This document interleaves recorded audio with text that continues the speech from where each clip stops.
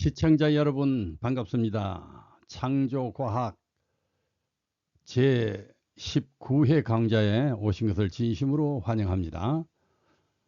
19회 주제는 7차원의 하나님, 이적이 상식이 되는 고차원의 세계. 다시 말하면 물리법칙이 달라지는 이 우주 세계의 고차원의 어떤 그 능력을 좀 알아보겠습니다. 자, 지난 회에서는 양자역학이 입자인가 파동인가 물질인가 에너지인가 13회, 14회에서는 색적 시공 공적 시색, 보이는 것이 본질인가 안 보이는 것이 본질인가, 제15회에서는 성경과 과학의 관계, 진실의 차이보다 관점의 차이에서 생긴다. 16회는 성경 천마디의 의미, 태초에 하나님이 천지를 창조하시니라 하는 것은 인류와 역사에 어떤 의미가 있는가. 제17회는 창조주 복음, 성경의 창조사상, 올바른 하나님 믿음이 무엇인가 복음적인 차원에서 들어봤고요. 제18회에서는 신지학, 목사의 과학 이야기, 신앙과 과학의 관계에 대한 이야기입니다. 제19회, 이번에는 이제 7차원의 하나님, 물리법칙이 달라지는 고차원의 세계에 대해서 알아봅니다. 신비한 자연의 속성. 이번 19회 내용은 지난 13회 양자역학, 지난 제14회 색적 시공 공적 시색, 그 내용을 배경으로 펼쳐지는 내용입니다. 현재 세계는 양자과학이 실용화되기 직전에 와 있다. 이것이 실용화되면 문명의 패러다임 자체가 뒤집어질 것이다. 지금은 양자 컴퓨터의 완성, 순간이동의 실현, AI의 인간 대치 등이 이론과 실험을 통과했고 곧 실용화를 기다리고 있는 때이다. 그런데 이상한 것은 이런 신비로운 과학이 실용화 단계에 와 있는데도 불구하고 어떻게 그렇게 되는지, 그 원리가 무엇인지는 아직 모른다는 사실이다. 이것을 연구하는 과학자 자신들이 양자역학을 이해한다고 하면 그것은 거짓이요, 황당하고 이해할 수 없다고 해야 올바른 대답이라고 하고 있다. 양자과학은 이치로는 설명이 안 되고 공식으로도 설명이 안 되고 다만 실험을 해보니 그렇게 되더라는 것이 지금의 현실이다. 신비다, 이적이다 하는 현상들이 양자과학 시대에 이르고 보니 이런 것들이 도리어 자연의 속성 속에 원래 들어있는 법칙이라는 것을 확인한 것이다. 그동안은 사람들이 모르고 있었을 뿐 세계는 물리법칙 자체가 다르게 작용하는 보이지 않는 여러 차원의 겹으로 구성되어 있어서 양자 얽힘, 순간이동 등 이적 같은 작용들이 그 차원 속에 숨어있는 원래의 자연법칙이었다는 것이 현재 과학자들의 고백이다. 20세기 말의 최고 천문학자로 알려지는 호킹 박사는 이런 상황에서 우주는 최소한 10차원 이상으로 구성되어 있을 것이라고 공언을 한 적이 있는데, 우리는 우선 이런 신비한 과학을 이해하는 수단으로 7차원의 세계를 생각해 보려 하는 것이다. 신비한 시간의 세계. 바리새인들이 모였을 때에 예수께서 그들에게 물으시되 너희는 그리스도에 대하여 어떻게 생각하느냐? 네 자손이냐? 대답하되 다윗의 자손이니라. 가라사대 그러면 다윗이 성령에 감동하여 어찌 그리스도를 주라 칭하여 말하되 주께서 내 주께 이르시되 내가 네 원수를 네 발 아래 둘 때까지 내 우편에 앉았으라 하셨도다 하였느냐? 다윗이 그리스도를 주라 칭하였은즉 어찌 그의 자손이 되겠느냐 하시니 한 말도 능히 대답하는 자가 없고. 자, 예수께서 무리들 앞에 서셔서 1000년 전에 죽은 다윗보다 당신이 먼저 계셨다고 주장하신다. 듣는 사람들이 황당해할 수밖에 없다. 시간의 앞뒤가 뒤집어지고 사고의 순수가 뒤바뀌는 말씀이다. 다윗의 자손으로 태어나신 분이 1000년 이전의 다윗보다 먼저 계셨다고 하니 듣는 사람들이 반박할 수밖에 더 있겠는가. 이런 말씀이야말로 비과학이요 황당한 신화가 아닌가. 유대인들이 예수님을 마주하고 서서 네가 2000년 전 우리 조상 아브라함보다 크냐 하고 논쟁을 벌였을 때 예수께서는 너희 조상 아브라함은 나의 때 볼 것을 즐거워하다가 보고 기뻐하였느니라. 유대인들이 가로되 네가 아직 50도 못 되었는데 아브라함을 보았느냐? 예수께서 가라사대 진실로 진실로 너희에게 이르노니 아브라함이 나기 전부터 내가 있느니라 고 하셨다. 유대인들은 시간을 한 방향으로 흘러가는 것으로 밖에는 생각지 못했다. 그래서 그들 생각에는 2000년 전의 아브라함을 보려면 적어도 2000살은 되어야 한다고 생각을 했다. 3차원의 세계에 갇혀 있는 그들에게는 고차원의 세계를 깨달을 수가 없었던 것이다. 그러나 예수께서는 시간이 한 방향으로만 흐르지 않는다는 것을 암시하셨다. 예수님은 아브라함 이전부터 있어 오셨고 때가 찬 아우구스토 황제 때에 3차원의 세계로 잠깐 성육신 하신 것이다. 그리고 아브라함에게도 영사기를 돌리듯이 시간을 돌려 예수님의 때를 미리 보여주어 즐겁게 해 주셨다는 것이다.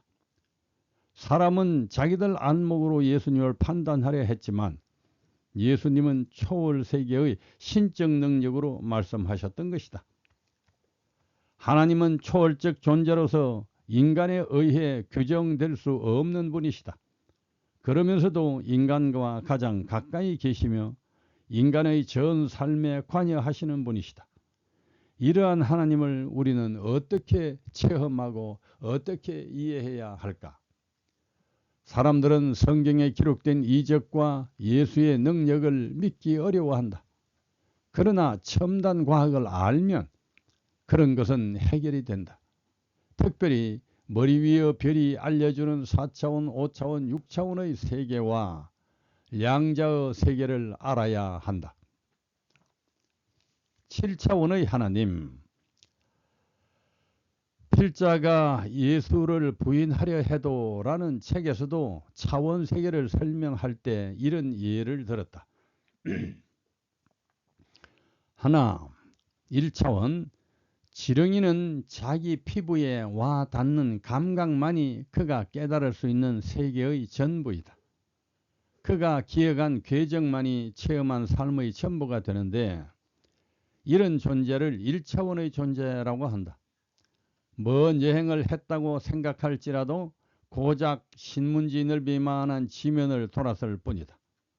가까운 곳에 물 젖은 땅이 있는 줄도 모르고 말라 죽고 만다. 1차원은 앞뒤만 있지 폭이 없고 부딪히면 비껴갈 여백이 없는 세계이다.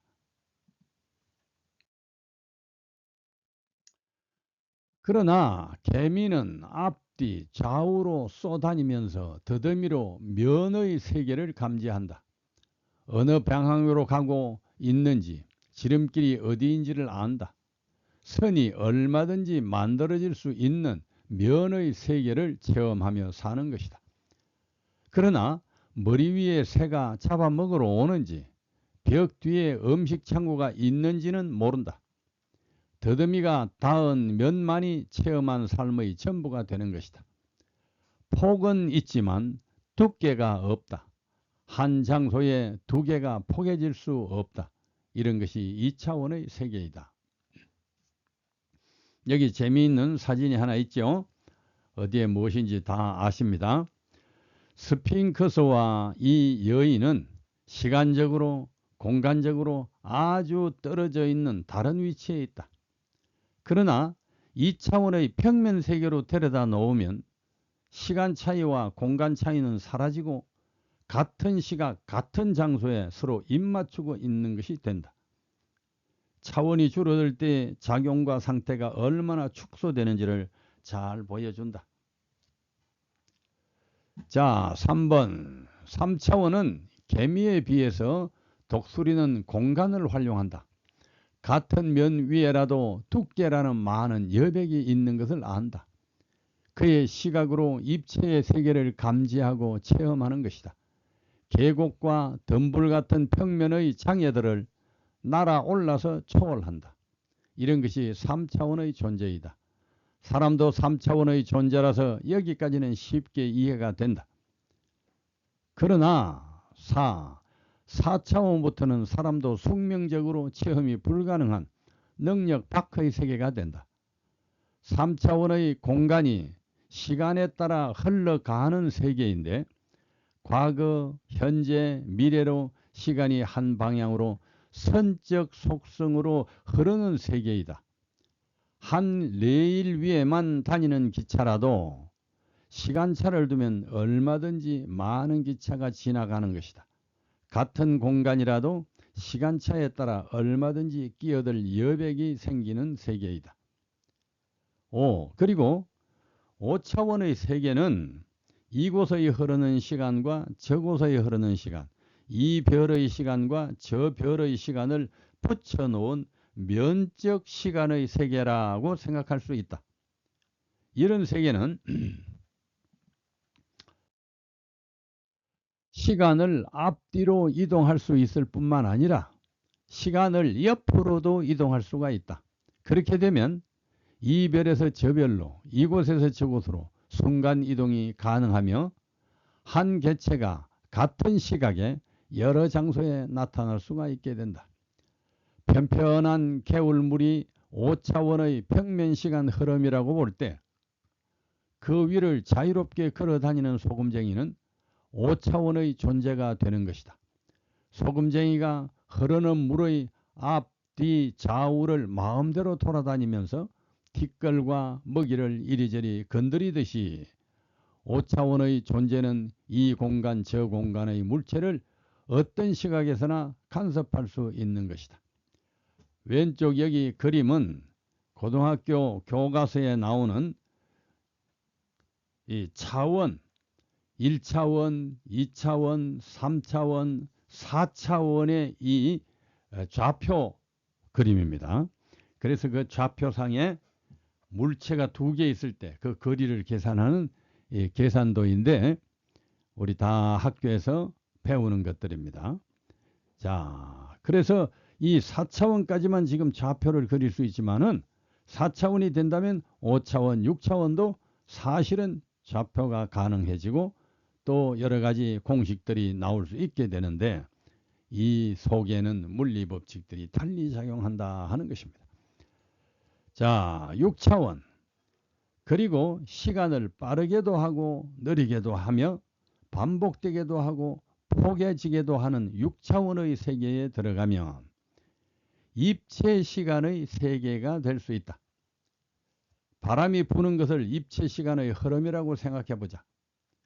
바람이 불어서 티끌과 곤충들이 날려갈 때 제비가 바람 속의 앞뒤, 좌우, 상하로 마음대로 날면서 날려가는 물체들을 물었다가 놓았다가 또 잠자리를 잡았다가 합니다. 이럴 때 제비는 6차원의 존재가 되는데 6차원의 존재는 한 개체가 동시에 여러 장소에 나타날 수 있을 뿐만 아니라 한 개체가 과거, 현재, 미래 어느 시각에도 동시에 함께할 수 있게 되는 것이다. 심지어 미래의 것을 먼저 잡고 과거의 것을 뒤에 잡을 수도 있는 것이다. 자, 빛과 시간의 관계. 시간은 빛을 따라 흐른다. 빛을 초월하면 시간도 초월할 수가 있는데 출애굽 당시 9째 재앙은 빛을 마음대로 조작하시는 하나님의 능력을 보여준다. 3일 동안 애굽 천지의 모든 빛을 옮기셔서 앞뒤를 분간할 수 없도록 어둡게 하셨는데, 그런데 그 순간에, 그 기간에, 그 가운데 이스라엘 백성이 사는 고센 땅에는 광명이 밝게 비치게 하셨다. 태양이 뜨고 지는 것과는 상관없이 한 지역에서 빛을 비치게도 하시고 거두기도 하시는 하나님의 능력은 시간을 흐르게도 되돌아가게도 겹치게도 하시는 6차원을 초월하시는 능력을 보여주신다. 이리하여 차원이 높은 존재는 차원이 낮은 존재를 초월하고 간섭할 수 있지만, 차원이 낮은 존재는 차원이 높은 존재를 파악할 수 없게 되는 것이다. 그리고 차원을 달리할 때마다 물리법칙의 작용도 달라진다. 이래서 사람은 천사나 영을 인식할 수가 없게 된다. 이런 이치는 가상의 공상적 이야기가 아니라 우주 안에 실제로 존재하는 관찰되는 세계이다. 양자 컴퓨터나 순간이동이나 인간 참여 원리가 황당한 신비 이야기 같지만 고차원의 자연계가 원래부터 가지고 있던 속성으로서 현대 물리학이 조금 체험하는 것뿐 우리에게 지금 조금 알려주고 있는 것이다. 호킹 박사는 우주에 최소한 10차원의 세계가 존재할 것이라고 했지만, 필자는 우선 7차원 밖에 예측할 수 없어서 7차원의 하나님이라고 제목을 붙였다. 이렇게 우주 과학을 알 때에 성경에 기록된 초월 세계는 당연한 과학이요 실제가 될 수 있는 것이다. 예수님의 이적 이야기, 하나님의 신성 이야기, 천국 이야기가 과학적으로도 이해될 수 있음을 머리 위의 별들과 첨단 양자역학이 우리에게 알려주고 있다. 자, 그 소서들, 빛의 속도는 우주 공간의 불변하는 자이다. 그런데 속도란 공간과 시간의 비율인 것이다. 즉 빛이 시간과 공간에 작용하는 주체가 된다는 말이다. 뭐 이런 소서에 대한 걸 설명했습니다. 차원이라는 말이 여러 의미로 쓰이는데 특히 우주론에서는 존재의 작용 원리가 달라지는 물리세계의 단계를 말한다. 자, 제19회는 여기까지 합니다. 다음 제20회는 창조사상과 인본사상을 비교해 보겠습니다. 감사합니다.